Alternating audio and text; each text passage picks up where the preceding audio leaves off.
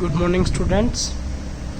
आज हम जो टॉपिक कर रहे हैं वो है value of G on the surface of moon. Last topic के अंदर हमने किया था एक्सेलरेशन ड्यू टू ग्रेविटी की वैल्यू हमने सरफेस ऑफ अर्थ के ऊपर निकाली थी। आज हम acceleration due to gravity on the surface of moon निकाल रहे हैं। तो acceleration due to gravity on the surface of moon that is equals to G, जो कि ग्रेविटेशनल कांस्टेंट है, into mass of moon divided by radius of moon का square. क्योंकि हमारे पास जो जर्नल फॉर्मूला स्मॉल जी का होता है वो होता है that is equals to capital G M by R square. ठीक है। मास ऑफ मून हमारे पास होता है 7.4 into 10⁻22 kg। Radius of moon होता है 1.75 इंटू 10⁻6 मीटर। इनकी वैल्यू अगर हम यहाँ पर पुट करते हैं तो हमारे पास कैलकुलेशन करने के बाद जो रिजल्टेंट बनता है वो बनता है 1.6 मीटर पर सेकेंड स्क्वायर। अब हम acceleration due to gravity on the surface of moon का अर्थ के साथ क्या रिलेट है वो निकालना चाहिए। इन दोनों का कौन सा बड़ा होगा और कितने टाइम्स बड़ा होगा वो वैल्यू निकालना चाहिए। तो हम क्या करेंगे, जी मून के ऊपर है 1.6 मीटर पर सेकेंड स्क्वायर जो अभी हमने निकाल लिया है, उसको डिवाइड कर देंगे जी अर्थ के ऊपर जो कि हमने लास्ट वीडियो के अंदर निकाली थी 9.8 मीटर पर सेकेंड स्क्वायर। इन दोनों को कैंसिल आउट करते हैं तो नियर अबाउट 1.1/6 आता है। क्या आता है 1/6। Then G on moon divided by G on earth that is equals to 1/6।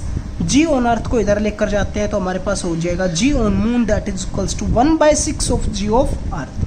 यानी कि acceleration due to gravity on the surface of moon that is the 1/6 part of the acceleration due to gravity on the surface of earth. Acceleration due to gravity on the surface of moon is 1/6 times the acceleration due to gravity on the surface of earth के बराबर होगी। ये relation रफली आपको पता होना चाहिए। अब जो नेक्स्ट टॉपिक है वो हमारे पास है variation in the value of G with the altitude. Altitude का मतलब height above the surface of earth. अगर हमने एक अर्थ माननी है और ये इसका सेंटर है, ये अर्थ की रेडियस हो गई आर से, हम अर्थ से एच हाइट के ऊपर अगर इस बी पॉइंट के ऊपर जी की वैल्यू निकालना चाहें तो वो किसके बराबर होगी, उसके लिए हम रिलेशन कर रहे हैं। तो हमारे पास स्मॉल जी का फॉर्मूला क्या होता है, small G that is equals to capital G M by R square. हम एच हाइट के ऊपर निकालना चाहते हैं तो देखो अगर मान लीजिए आप यहाँ पर निकाल रहे होते तो क्या हो जाएगा, capital G mass of earth into ये वाली हाइट यानी कि डिवाइडेड बाई रेडियस का स्क्वायर। लेकिन अब आप यहाँ पर निकाल रहे हैं तो मास तो अर्थ का वही है जितना सेम है, यहाँ पर निकालेंगे तो अब हाइट ये वाली होगी टोटल। तो हाइट की जगह पर आप क्या यूज़ करेंगे, आर प्लस में एच का होल स्क्वायर। तो मैंने क्या यूज़ किया, जी एच हाइट के ऊपर निकाल रहे हैं, capital G M divided by जो हमारे पास सेपरेशन थी सेंटर ऑफ अर्थ से उस पॉइंट की वो हो गई R plus H, then R plus H का होल स्क्वायर। सेकेंड इक्वेशन को फर्स्ट इक्वेशन से डिवाइड किया तो हमारे पास रिलेशन बना G M divided by R plus में एच का whole square divided by G M by R square. G M से जी एम कैंसिल हो जाएगा।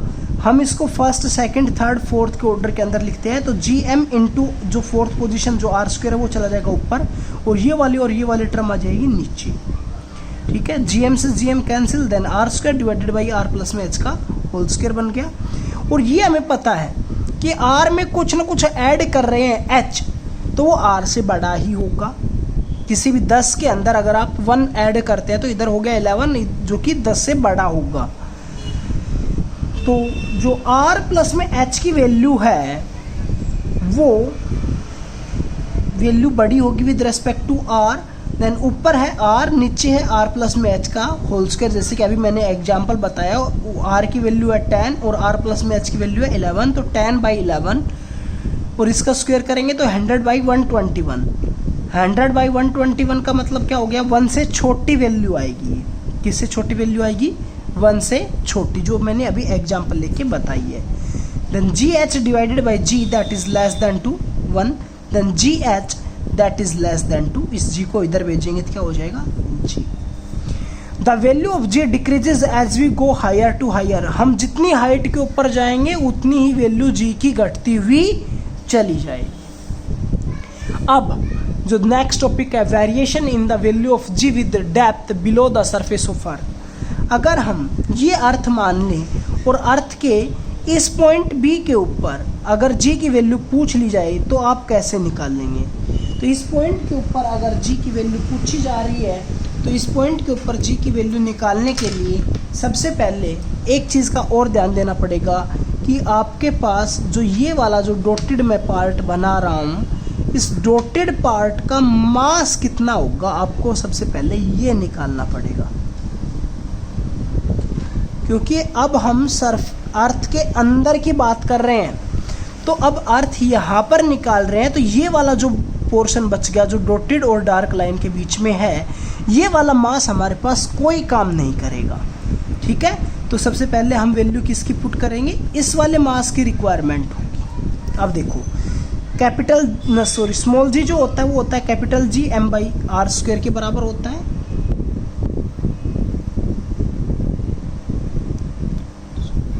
ठीक है, और जी डेप्थ के ऊपर निकाल रहे हैं तो क्या हो जाएगा? जी इंटू उस डेप्थ के ऊपर जो मास चेंज हो रहा है वो एम डैश डिवाइडेड बाई जो सेपरेशन चेंज हो रही है मैं उसको आर डैश से रिप्रेजेंट कर रहा हूँ यहाँ पर मास को एम डैश। आर डैश किसके बराबर है? दैट इज इक्वल्स टू ये वाली डिस्टेंस।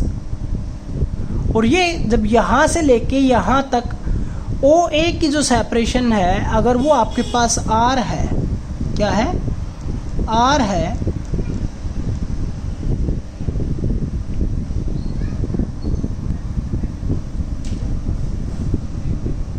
ओ ए के बीच में सेपरेशन आर है और ए बी के बीच में सेपरेशन डी है, तो बी ओ के बीच में सेपरेशन क्या हो जाएगी? आर माइनस डी, जो कि मैंने क्या मानना है यहाँ पर? That is R dash. Mass किसके बराबर होता है? मास होता है वॉल्यूम इनटू डेंसिटी। अब इस वाले पार्ट की वॉल्यूम क्या होगी? जो डॉटेड पार्ट है 4/3 pi into R cube. R cube मतलब जो इस वाले पार्ट की रेडियस है वो, तो इस पार्ट की रेडियस क्या है? आर माइनस में डी, तो इसलिए आर माइनस में डी की क्यूब इंटू डेंसिटी मैंने मानना है रो। मास जो एम डैश की वैल्यू है वो यहाँ पर पुट की गई, तो क्या बनेगा? जी एम डैश किस जगह पर? 4/3 पाई आर माइनस में डी की cube into rho divided by R dash की वैल्यू और पुट करेंगे तो आर माइनस में डी का स्क्वायर। आर माइनस में डी का स्क्वायर है नीचे और ऊपर है क्यूब, तो 2 से 2 कैंसिल आउट हो जाएगा, तो ऊपर क्या बच जाएगा? आर माइनस में डी। तो हम क्या लिख सकते हैं? 4/3 जी पाई आर माइनस में डी इंटू। अब देखो जी की वैल्यू और निकालना चाहते हैं, इस जी को मैं क्या लिख सकता हूँ? इस जी को G capital G into mass of earth. Mass of earth को क्या लिख सकता हूँ? Volume into density. वॉल्यूम क्या थी पहले वाली टोटल अर्थ की? 4/3 पाई कैपिटल आर की cube into row.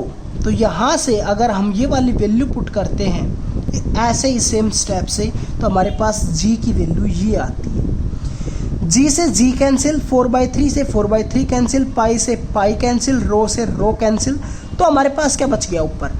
Are minus में D divided by R, then G D divided by G that is equals to R minus में डी डिवाइडेड बाई आर।